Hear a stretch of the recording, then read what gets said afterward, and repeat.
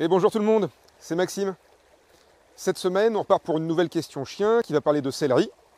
Donc, je rappelle que c'est pas un légume, mais que c'est le nom qu'on donne à tout ce qui est laisse, collier, harnais, licol, bref, tout ce qu'on met sur le chien. La vidéo d'aujourd'hui, elle fait suite à la question chien numéro 5 sur les colliers, que vous pouvez trouver en fiche et en description de la vidéo. C'est important de la voir avant, parce qu'à partir de maintenant, je vais partir du principe que vous êtes d'accord avec certains points. Déjà que malheureusement, on est obligé parfois de mettre son chien en laisse pour sa sécurité, la nôtre et celle des autres. Ensuite, que les colliers c'est pratique pour l'identification du chien, pour mettre une médaille ou ses coordonnées, mais que c'est un très mauvais outil pour apprendre à marcher en laisse, que c'est pas confortable ni pour le maître ni pour le chien, et que ça peut même être très dangereux pour le chien. Donc voilà, s'il y a un de ces points qui vous choque, je vous invite à nouveau à aller voir la vidéo sur le collier, mais si on est bon, et bien maintenant on est parti pour parler de ce qui est à mon avis le meilleur compromis pour promener son chien en laisse, le harnais.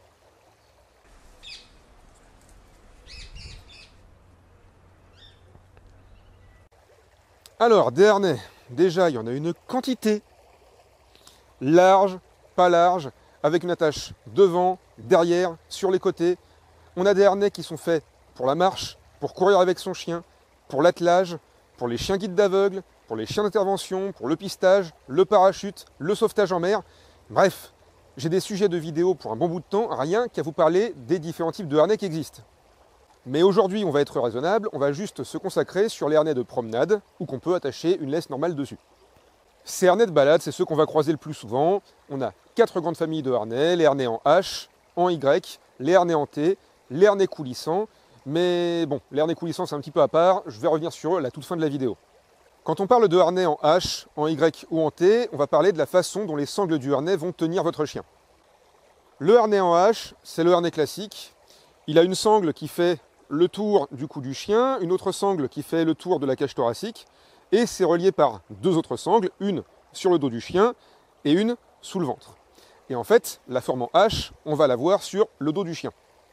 Le harnais en Y, c'est grosso modo le même principe, sauf que la forme, elle va être plus étudiée pour permettre, en théorie, un meilleur mouvement de l'épaule du chien.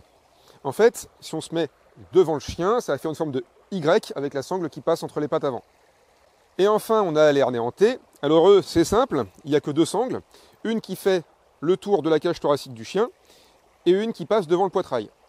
Ces harnais, on les appelle aussi des fois les harnais norvégiens.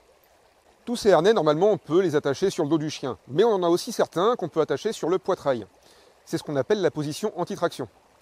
Maintenant que vous voyez ce que j'entends par les harnais de promenade, on va voir l'impact de ces différents harnais sur vos chiens, que ce soit avec l'attache sur le dos, avec l'attache sur le poitrail ou même en libre. C'est-à-dire que le chien, il a son harnais sur lui, mais qu'il est complètement détaché. Tiens, d'ailleurs, on va commencer par ça. De base, quand on met un harnais à son chien, sans même mettre une laisse dessus, ça fait quoi ? Déjà, un harnais, c'est beaucoup plus gros qu'un collier. Au niveau des avantages, ça permet encore mieux aux promeneurs qu'on peut croiser en promenade d'identifier que le chien il appartient bien à quelqu'un. Et si jamais on se balade de nuit, il y a beaucoup de harnais qui peuvent avoir des éléments réfléchissants dessus, ce qui peut être beaucoup plus sécurisant pour tout ce qui est promenade en période de chasse ou au bord de la route. Un autre avantage à avoir quelque chose de plus gros sur son chien, c'est que si on doit l'attraper au vol, c'est plus facile à le choper. Surtout qu'on a certains harnais qui ont même une poignée qui est incorporée dessus. Par contre, vu que c'est plus gros, ça peut plus se prendre dans tout et n'importe quoi. Tout ce qui est branches, grillages, barbelés, ou la patte d'un autre chien pendant le jeu. Donc à vous de voir, selon la situation, si c'est mieux pour votre chien, une fois lâché, de garder ou non son harnais sur lui. D'ailleurs, j'en profite pour vous présenter Yuki. Bon, il a un petit peu maigri, mais on voit plus de choses sur lui. On voit que plus le harnais va être gros et épais, et plus il va empêcher le mouvement normal des vertèbres. Ça peut être une gêne pour le chien, et c'est d'ailleurs un souci pour tout ce qui est chien guide d'aveugle. Mais en même temps, la poignée, pour la personne non-voyante, il faut bien l'attacher quelque part. Et plus un harnais va être fin, plus il va être étroit, moins il y a de place pour ajouter quoi que ce soit.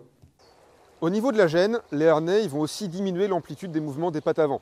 Ça va grosso modo d'une limitation de 1 à 8% au pas et au trot. D'ailleurs, petite anecdote rigolote, les harnais en Y, voire en H, mais en tout cas, tous les harnais qui ont une sangle comme ça, qui va passer entre les pattes avant du chien, et pas une sangle qui va passer devant le poitrail, comme avec les harnais en T ou les harnais norvégiens. Et ces harnais-là, on nous les vend souvent comme des harnais qui ne vont pas gêner le mouvement des antérieurs, le mouvement des épaules du chien. Une étude de 2019, elle montre que ces harnais-là, ils sont 2 fois pires que les harnais en T qui sont régulièrement diabolisés d'ailleurs, par rapport à la gêne au niveau des épaules. Oui, je répète, les harnais en Y, ils gênent plus les chiens que les harnais en T. Alors comme d'hab, je vous mets la source en description, pour les curieux, c'est l'étude de Lafuente et collègues qui est sortie en 2019. Cette gêne, au niveau du dos ou des antérieurs, ou simplement la sensation d'être serré dans un machin bizarre, ça fait qu'on a certains chiens qui peuvent ne pas aimer mettre un harnais, même en libre. Mais généralement, plus le harnais il sera fin, léger et rapide à mettre, plus le chien il s'y fera vite. Au contraire, plus le harnais il va être gros et galère à mettre, moins le chien il sera à l'aise avec. Par contre, souvent, les harnais très fins comme celui-là, ils ont des sangles en nylon ou encore du ras et ça peut créer des abrasions avec la friction contre le chien. Sur les chiens à poils longs, ça peut leur abîmer les poils. Et sur les chiens à poils courts, ça peut leur causer des irritations, surtout juste derrière les pattes avant. Mais bon, ça se règle juste en cousant un petit morceau de polaire ou de néoprène dessus. Ces avantages et ces inconvénients que les harnais de promenade ils vont avoir en libre, mais ils vont bien sûr les garder une fois qu'on attache la laisse dessus. Si vous attachez votre laisse sur le dos du chien, le chien il va pouvoir se coucher dans son harnais et déployer toute sa force de traction vers l'avant. Il va pouvoir pousser avec ses quatre pattes et en s'appuyant sur son poitrail, le chien va pouvoir tirer bien plus fort sur la laisse. C'est là qu'il sera le moins gêné par son harnais. En même temps, c'est pas pour rien qu'on met des harnais aux chiens de traîneau. Ça marche mieux pour tirer quelque chose, que ce soit d'ailleurs un traîneau ou un humain. Ça va même être amplifié sur l'harnais en Y ou en H, parce que le chien il peut vraiment coucher tout son sternum contre le Y, contre le harnais. Et même si le chien il va avoir un peu moins d'amplitude au niveau de ses pattes avant avec harnais en Y ou en H, il serait quand même beaucoup plus à l'aise pour tirer qu'avec un harnais en T qui va appuyer quand même un peu sur les épaules et les muscles pectoraux du chien. Et encore une fois, c'est pas pour rien qu'on met ce genre de harnais aux chiens de traîneau. En fait, c'est une question de répartition d'efforts selon du harnais. Mais ça, on en reparlera si je fais un jour une vidéo sur les harnais de traction ou de canicross. Cette capacité à exploiter toute sa force de traction avec les quatre membres, ça peut éventuellement causer une hypertrophie de certains muscles. En gros, si votre chien c'est un vrai tractosaure toujours à fond à tirer sur son harnais, on peut éventuellement voir un développement de la cage thoracique. Dans le langage des éleveurs, on va parfois dire que le chien il va exploser. Alors je vous rassure, rien de gore, ça veut juste dire qu'on a l'impression que le chien il allait faire un stage de muscu avec Schwarzenegger. Mais honnêtement, ce genre de choses, c'est rare. C'est surtout des variables génétiques qui vont entrer en considération. Mais bon, le fait que le chien passe en mode 4 roues motrices à 100%, oui, ça peut faire que la musculature se développe un peu plus. Alors attention, par contre, pour l'instant, il n'y a rien qui prouve que ça soit dangereux pour le chien. C'est juste qu'il y en a certains qui trouvent ça inesthétique.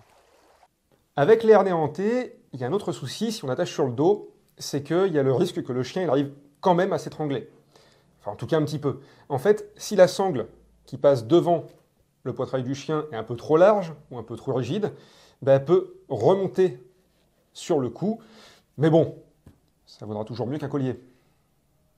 Donc ça, c'est les effets côté chien d'attacher le harnais sur le dos. Côté humain, si le chien il est plus à l'aise pour tirer, mécaniquement, de votre côté, vous allez encore plus charger. Autre inconvénient pour l'humain, le chien il peut souvent plus facilement retirer son harnais qu'un collier, surtout avec les harnais en T. Cela dit, il y a des solutions, soit rajouter une sangle qui va passer sous l'abdomen du chien, soit rajouter un petit mousqueton qui va relier au cas où le harnais au collier. Au moins, si jamais Toutou il retire son harnais, vous avez toujours le lien au collier qui servira de sécurité.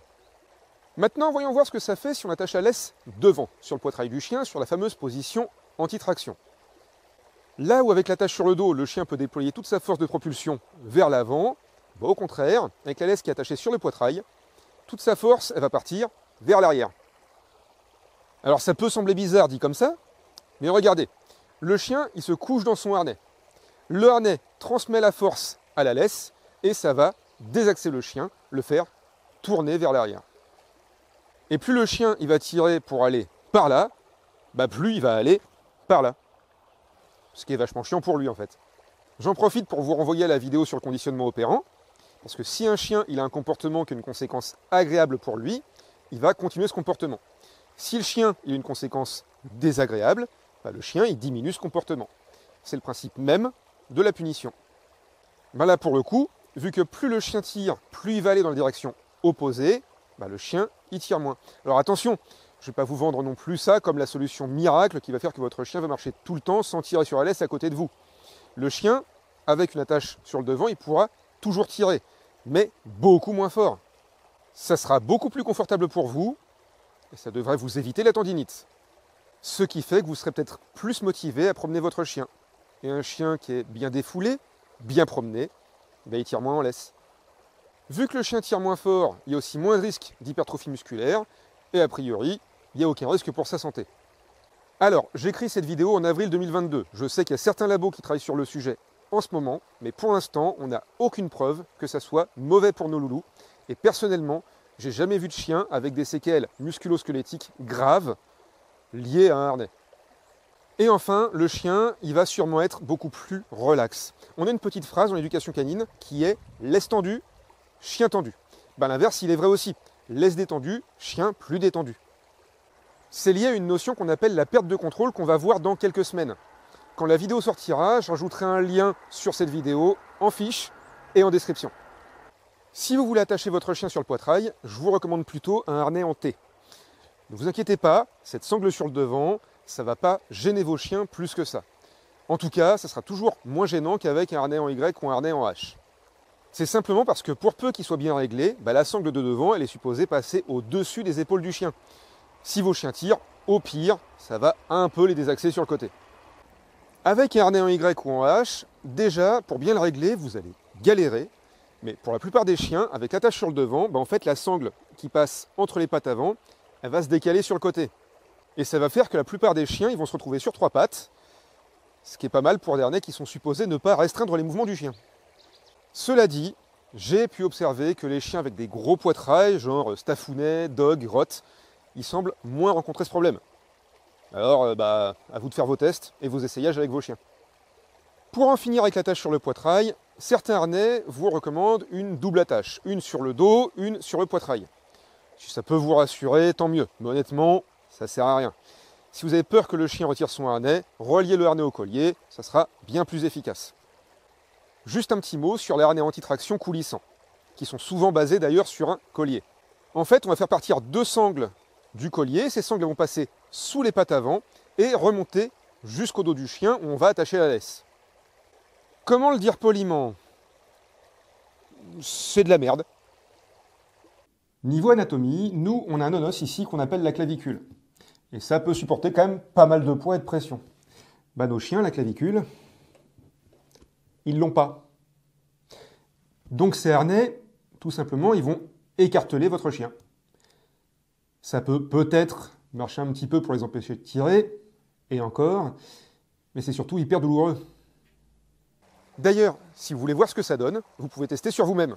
Vous pouvez demander à quelqu'un de vous appuyer fort avec le pouce, juste ici, entre l'omoplate et la clavicule.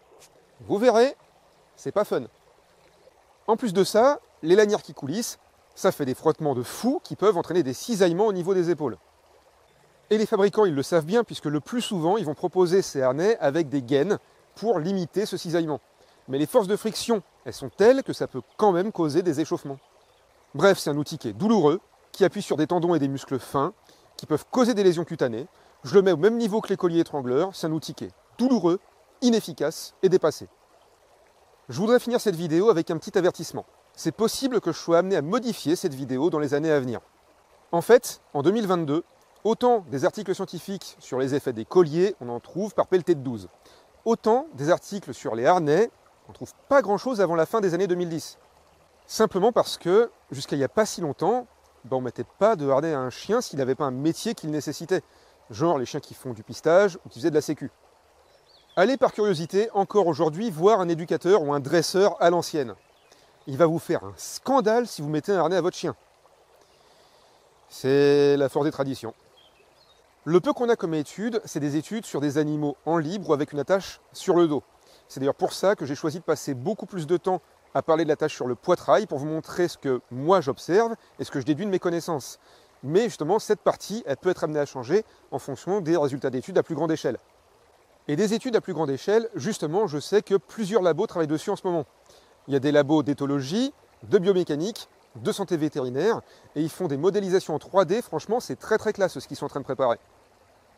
Tout ce que je peux vous dire pour l'instant, c'est que dès qu'on va restreindre les mouvements de son chien, que ce soit avec un collier ou avec un harnais, on va de toute façon causer une modification de ses appuis. Ça va entraîner l'apparition de mouvements de compensation, et ça peut entraîner à droite à gauche des micro-lésions. Un mouvement de compensation ou une posture compensatoire, c'est du genre j'ai mal au dos, et ben je vais marcher penché ou avec une canne pour avoir moins mal ou être moins gêné. Mais en tout cas, pour l'instant, on n'a aucune preuve que les harnais puissent nuire à la santé de nos chiens. Et en tout cas, c'est sûr que c'est toujours 1000 fois mieux qu'un collier.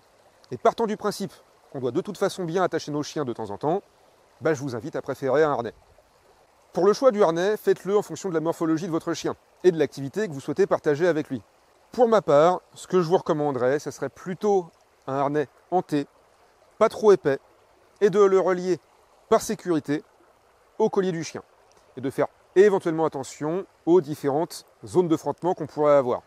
Si votre chien continue de tirer, malgré ce type de harnais et malgré l'accompagnement avec un éducateur compétent, vous pourrez passer éventuellement à un licol. Mais par pitié, si vous choisissez l'option du licol, attendez de voir ma prochaine vidéo qui sortira dans 2 semaines. De toute façon, je la rajouterai en description de la vidéo et en fiche.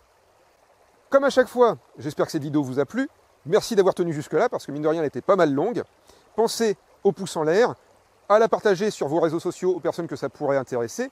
Et si vous avez trouvé le harnais idéal pour votre chien, n'hésitez pas à le mettre en commentaire. Ça pourra peut-être aider les copains. Sur ce, à dans 15 jours. Ciao.